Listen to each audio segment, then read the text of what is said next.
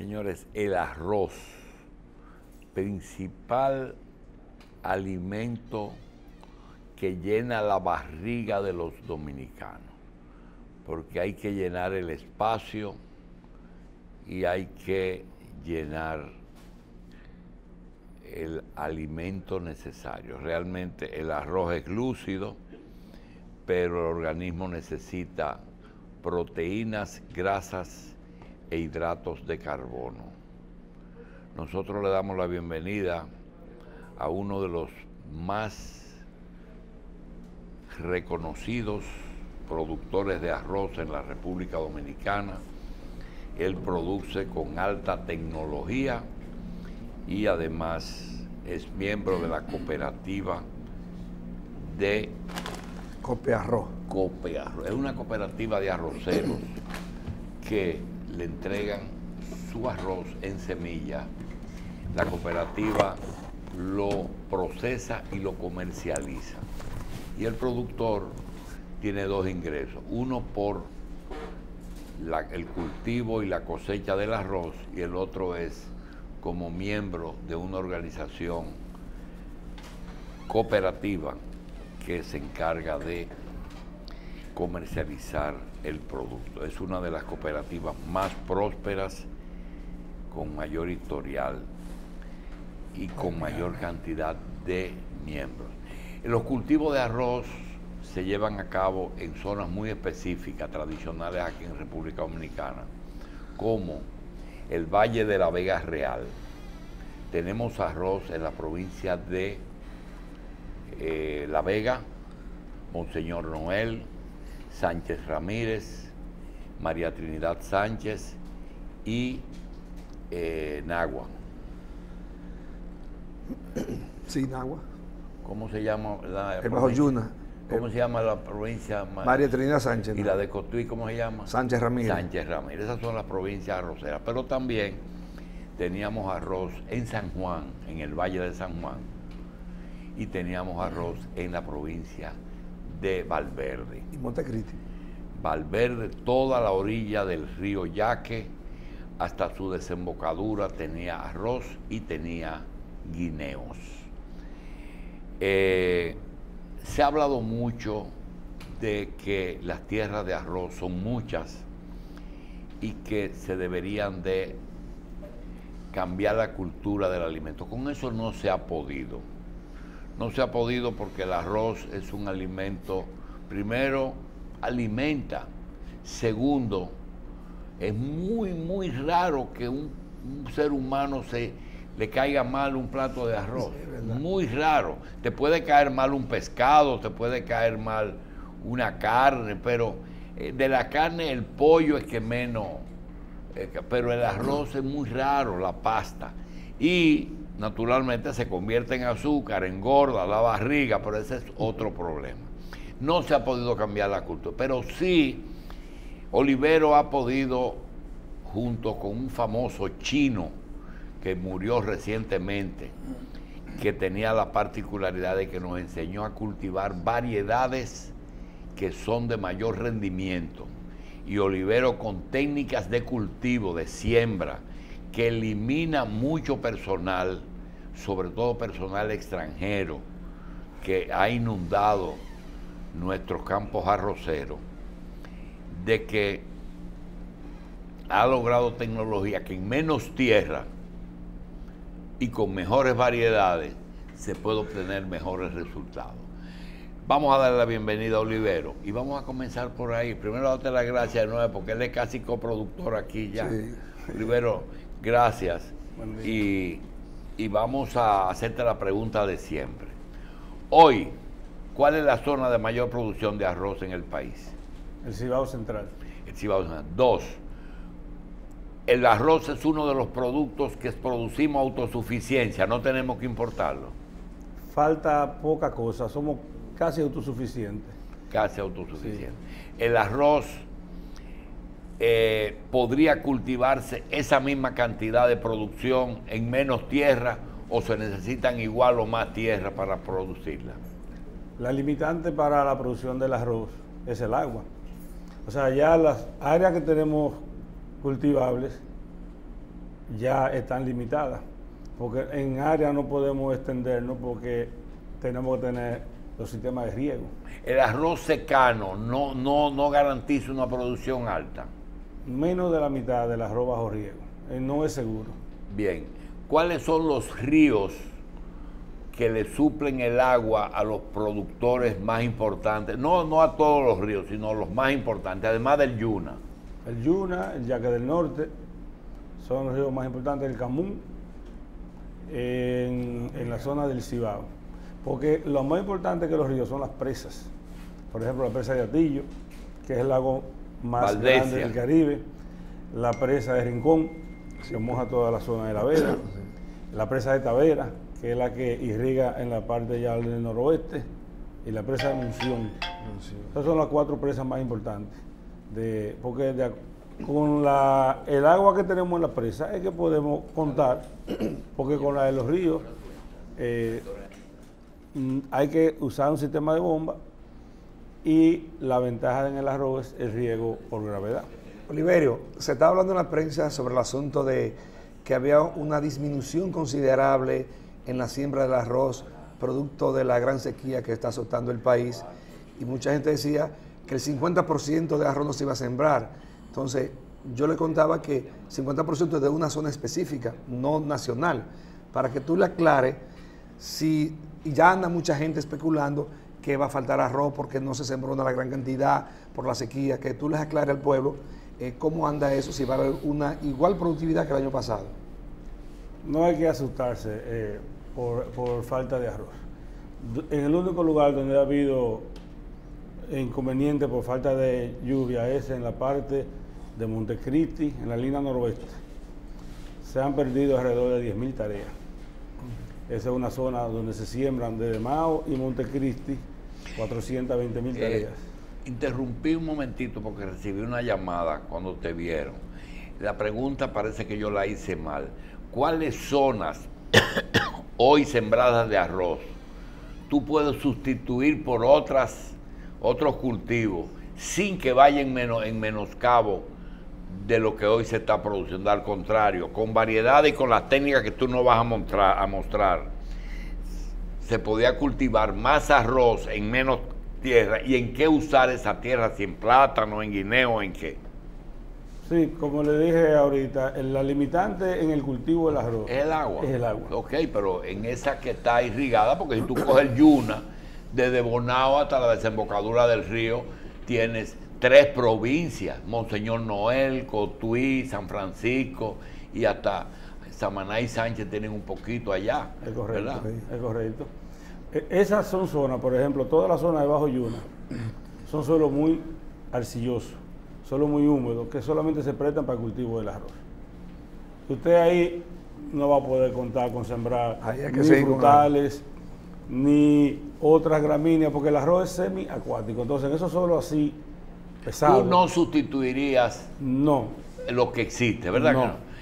no. Primero, porque el arroz en nuestro país es el principal cultivo. Tenemos que producir alrededor de 12 millones de quintales que no estamos consumiendo, y lo estamos produciendo. A veces falta algo, pero tenemos ya siendo autosuficientes más de 10 años. Ok, el otro tema es el que siempre nos trae.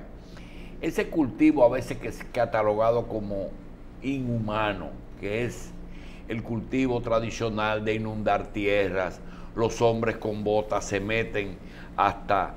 Antes se metían y cuando no había botas cogían sanguijuela ahí, etcétera. Ese cultivo hoy lo hacen dominicanos o haitianos. No, eso es lo que tenemos que cambiar. Porque ese cultivo, ese método de siembra, como usted dice, ya tenemos formas de sembrar el arroz. Eso ya tenemos que cambiar, eso que se está haciendo ahí, eso es trasplante manual. Eso del arroz ya no paga eso. Esa imagen yo la tengo ahí que tú nos traes a veces. Esa yo la pongo para demostrar que eso es lo que tenemos que cambiar.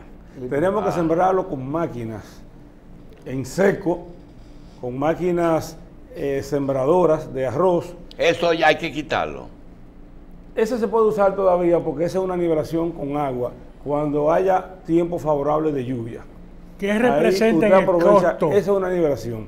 Olivero, ¿qué representa en el costo? Cambiar la estructura.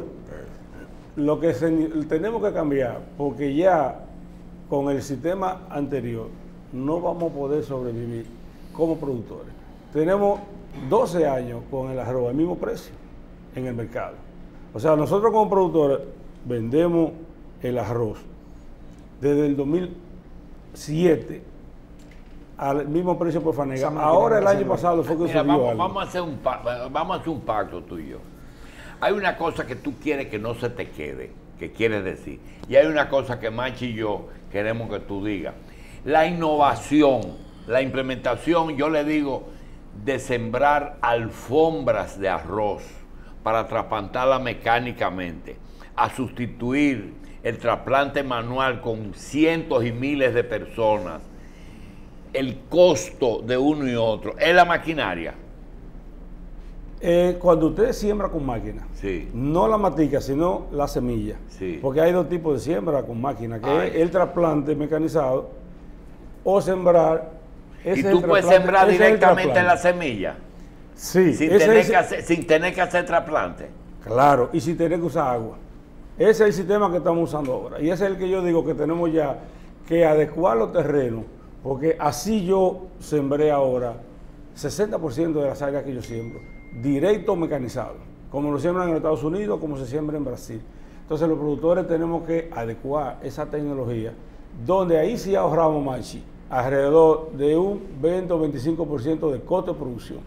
Y donde ahí sí nos ahorramos toda esa mano de obra que usted decía ahorita, porque ahí te lo hace con la máquina. La productividad por quintales por cada. Esa máquina va sembrando ahí en seco. Va plantando la semilla al suelo. Y luego usted lo moja y mire cómo germina el arroz. Y ahí usted, todas esas labores que hay que hacer antes de sembrar, preparar los muros, preparar la nivelación del suelo, acondicionar, aplicar los herbicidas, todo eso usted lo puede hacer con el tractor. De eso, yo también traje imágenes que están en otro formato, que al director que nos lo presente, que son las que están primero. Que lo que yo quiero que se entienda, doctor, es que todos los pasos se pueden hacer con el tractor. Pero tenemos que adecuar el terreno, limpiando bien los drenajes, nivelarlo bien, en seco. Mire, por ejemplo, ese tractor va a ir triturando la paja de la cosecha anterior. Esos son los tallos anteriores, ese es el primer paso. Ya cosechamos el arroz y entonces ahora venimos destrozando los tallos que habían ahí. El suelo, eso es como si fuera como una rasuradora, como usted se rasura el gar. Eso le va dejando el suelo al ras. Entonces esa paja le sirve de materia orgánica al suelo. Ya ese suelo, doctor, no hay que moverlo. Después ¿y esa tecnología se le puede vender a otros productores? Claro que sí. Claro, se le da el servicio y también los equipos lo venden aquí. Todos los equipos yo los he comprado aquí. Entonces, luego que usted pasa a esa máquina, germina, deja que provoque una germinación de maleza y de arroz. Entonces, luego viene con un tractor y le pone con otro equipo, le aplica el herbicida.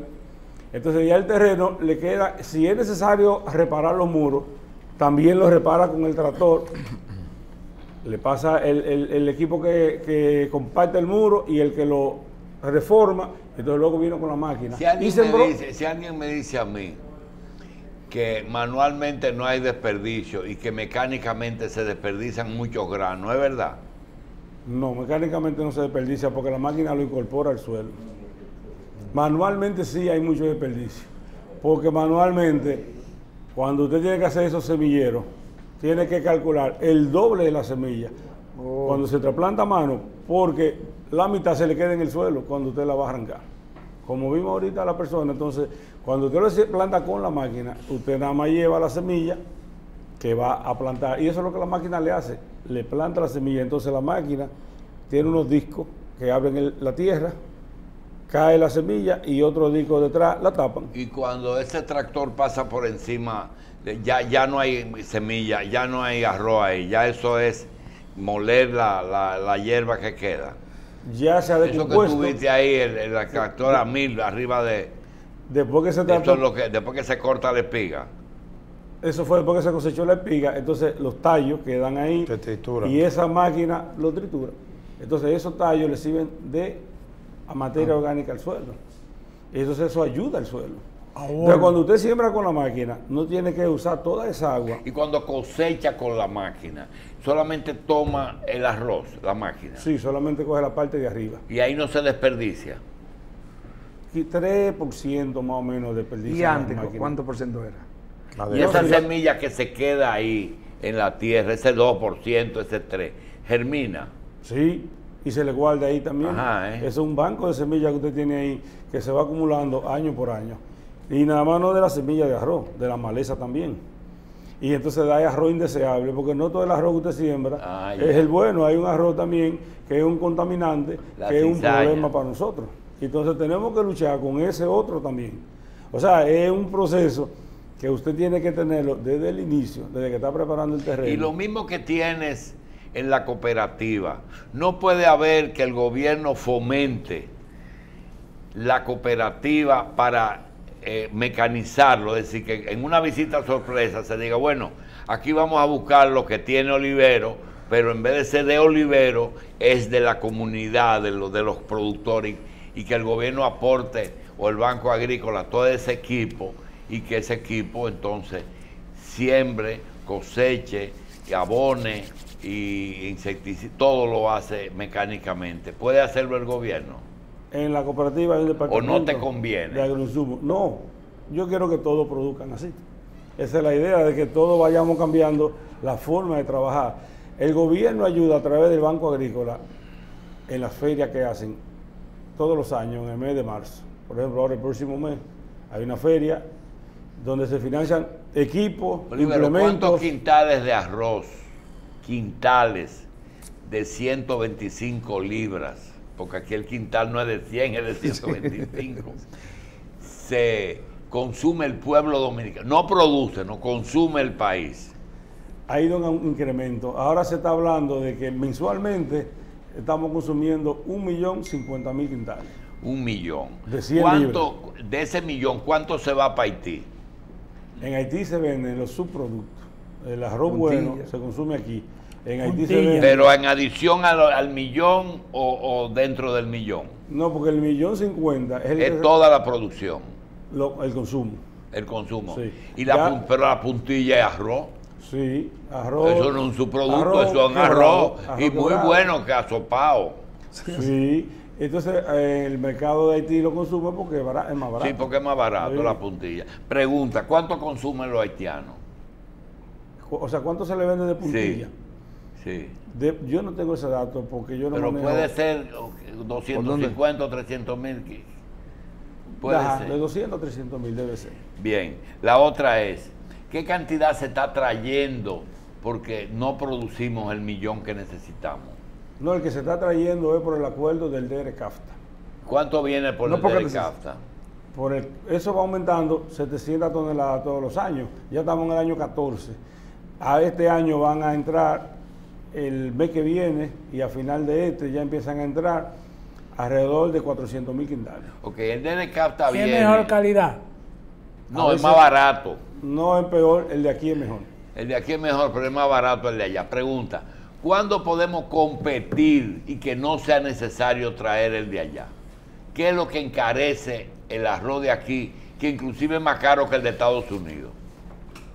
Fíjese, doctor. Porque no es verdad que un arroz de New Orleans sea más barato que el de Baunao. Eso- Fíjese, doctor.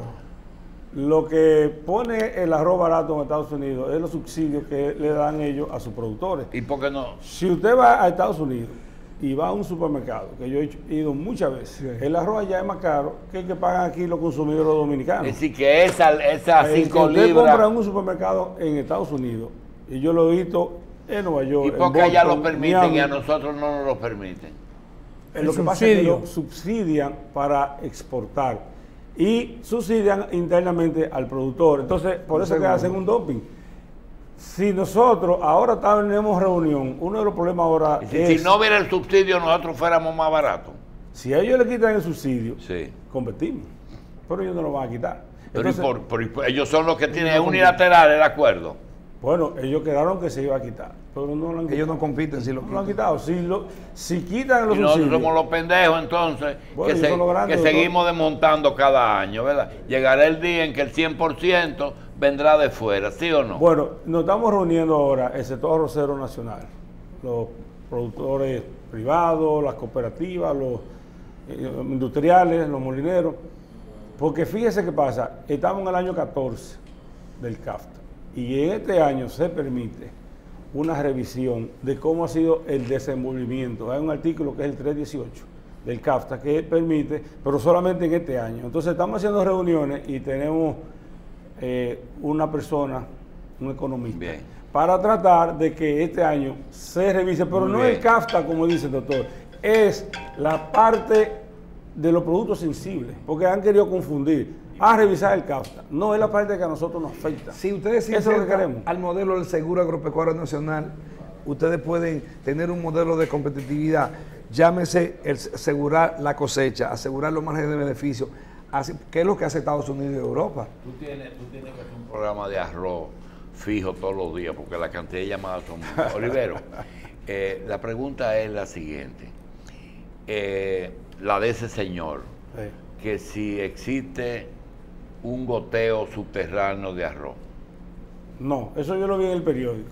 Por eso yo no lo he visto en ningún lado, ni lo he visto en ningún congreso, que yo siempre asisto a los congresos, porque yo lo leí que salió un artículo hace un mes o dos, pero... Ok, la segunda pregunta es, ya Quesada, Machi, Wilson y Miguel Zaglul, que está ahí, deben estar hartos de oírme decir que desde hace, del 2005, yo estoy viendo que el arroz, y después que abrieron el mercado, sigue también, que nosotros vemos de menor calidad, es justo decirlo, oscila entre 17 y 19 pesos la libra y nunca ha subido, ni siquiera lo de calidad que se meten en 22, en 23. ¿Qué es lo que ha hecho que ustedes hayan podido mantener ese precio? De dos cosas, es decir, que no haya escasez y que no se disparen los tenga precios. Eso beneficio. no lo ha logrado. Los pollos no han podido, en diciembre tenemos problemas. ¿Qué es lo que ustedes han hecho que garantiza un tipo de arroz a un precio siempre justo? Lo que ha pasado, que del 29 empezó el programa de pinoración y ya del 5 en adelante fue como que cogió ya su forma, que eso tiene un precio estable al productor y al consumidor. Pero sí, como usted lo dice, desde el 5 hasta el 19, la tasa del dólar ha subido de una manera muy significativa.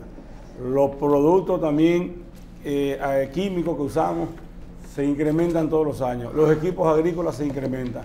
Nosotros hemos tenido que soportar todos esos incrementos. Y sí, por eso a veces queremos que el arroz se deslice un peso más o $1 la libra. Pero a todos los gobiernos que nos han tocado no quieren que el arroz suba porque es el alimento de la mayoría del pueblo. Entonces nosotros nos ha tocado cargar.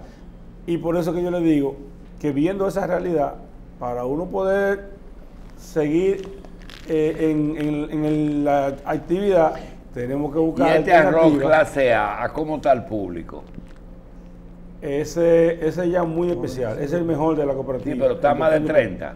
No, ese sale como 25. Una pregunta. Este arroz comparado con el de fuera, ¿cuántos pesos tiene de diferencia?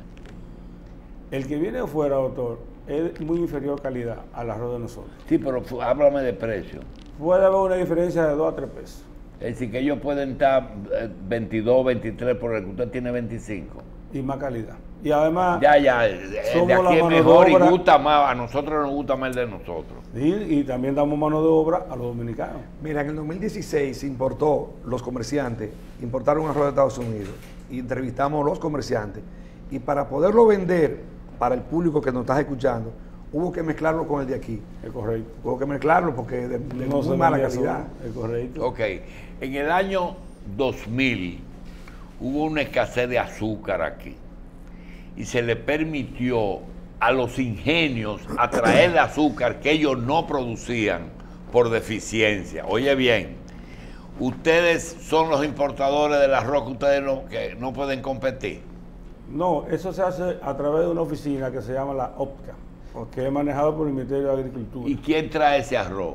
Eso se distribuyen los... Pero no entre los productores. Productores trajeron, Sí, productores se distribuyen sí. entre los productores y en una parte también a los Así comerciantes. que tú puedes obtener una cuota para la que tú no eres eficiente. No, porque ya eso hay que tener un historial.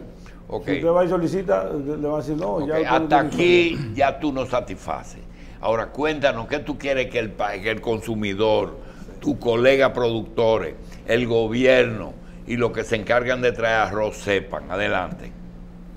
Al consumidor que no hay ningún inconveniente con el arroz, que aquí tenemos suficiente arroz, tenemos buen inventario, ya vamos a iniciar la próxima cosecha dentro de un mes. En el mes de marzo ya cosechamos alrededor de 300.000 quintales y en el mes de abril alrededor de 2.2 millones, en el mes de mayo alrededor de 2.3 millones de quintales. O sea que aquí no hay que preocuparse por arroz, para los que están hablando que de sequía, aquí no hay problema con la producción.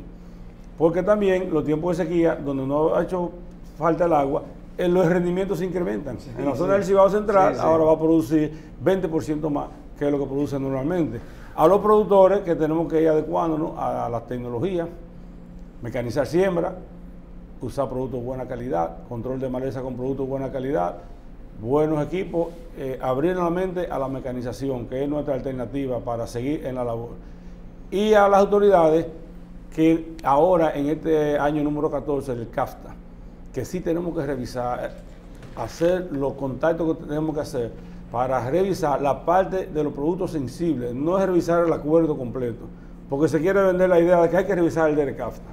No, es la parte del arroz, la parte de los productos sensibles, porque el CAFTA es muy grande, es muy amplio.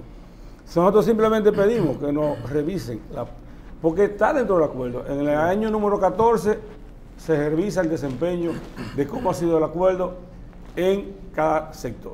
Nosotros lo que pedimos es que se nos revise como el desempeño en el sector de nosotros, el arroz y los demás productos sensibles. Eso es lo que estamos tratando. Tenemos una reunión el lunes con un almuerzo con el ministro, que por cierto hay que reconocer el trabajo que está haciendo este ministro. Está entregado, trabaja como 18 horas todos los días en todo el país. No dice mucho que sí, me parece que dice mucho que sí. No, él está trabajando mucho, hay que entenderlo, y está limpiando todos los drenajes en todo el país para que haya agua en zonas muy olvidadas, en el sur profundo. Siempre usted va a estar en reuniones con el sector pollo, con el sector arroz. Tenemos que reconocer la gran labor del ministro, que sí está muy motivado y está en ánimo de que el sector agropecuario avance. Bien. Rivero, vamos a darte las gracias y quiero que nos termine diciendo, ese es un arroz que tú produces y la cooperativa lo procesa. Correcto. Nosotros los socios lo vendemos A la cáscara. cooperativa, pero tú además eres socio de la cooperativa. Exacto, ya al fin ya hace otra actividad. Y ese precio lo fija la cooperativa de compra o lo fijas tú. No se fija en la Comisión Nacional Arrocera. Es decir, todo el que produce arroz, que se lo vende a la cooperativa, todos los miembros le pagan lo mismo por el quintal de arroz. Sí, es correcto. ¿Qué es la tara?